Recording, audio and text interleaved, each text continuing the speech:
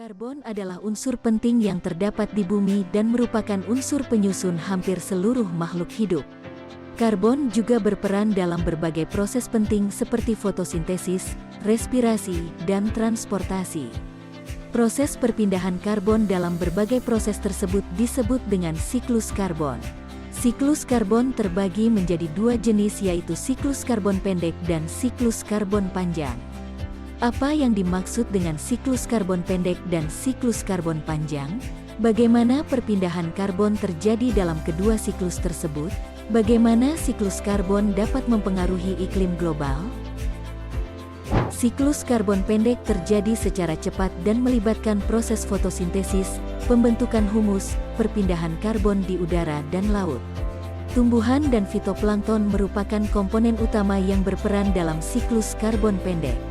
Tumbuhan dan fitoplankton menyerap karbon dioksida di atmosfer untuk berfotosintesis membentuk karbohidrat dan oksigen. Selanjutnya, hewan dan manusia memakan tumbuhan dan fitoplankton untuk mendapatkan energi dari gula yang tersimpan pada keduanya. Karbon dioksida di atmosfer kemudian akan dimanfaatkan oleh tumbuhan dan fitoplankton dan seterusnya membentuk siklus. Siklus karbon panjang terjadi dalam rentang waktu yang lama dan melalui proses geologis. Karbon berpindah dalam berbagai bentuk dari batuan, tanah, laut dan atmosfer dalam rentang waktu 100 sampai 200 juta tahun. Perpindahan karbon dari atmosfer ke permukaan bumi terjadi salah satunya melalui proses pelapukan batuan. Penimbunan yang terus berlangsung dapat merubah senyawa organik menjadi senyawa kerogen dalam bentuk minyak, gas maupun batu bara.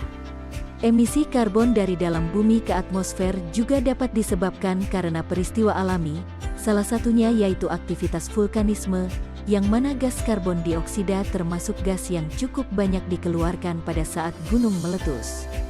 Selain itu, perubahan siklus karbon juga dapat mempengaruhi perubahan iklim global karena jumlah karbon dalam bentuk karbon dioksida pada atmosfer yang berlebihan berpengaruh pada perubahan iklim.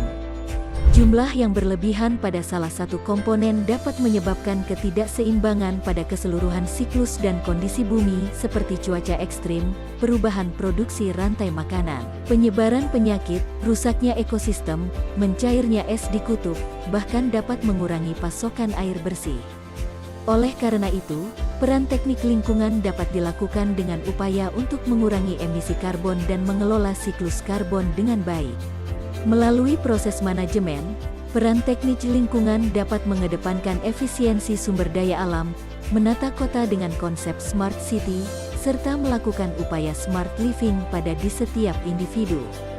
Sedangkan secara rekayasa, dapat dilakukan dengan cara penyediaan energi bersih, penggunaan teknologi untuk mengurangi sumber emisi baik pada aktivitas sumber titik emisi, point sources, maupun pada sumber area sources.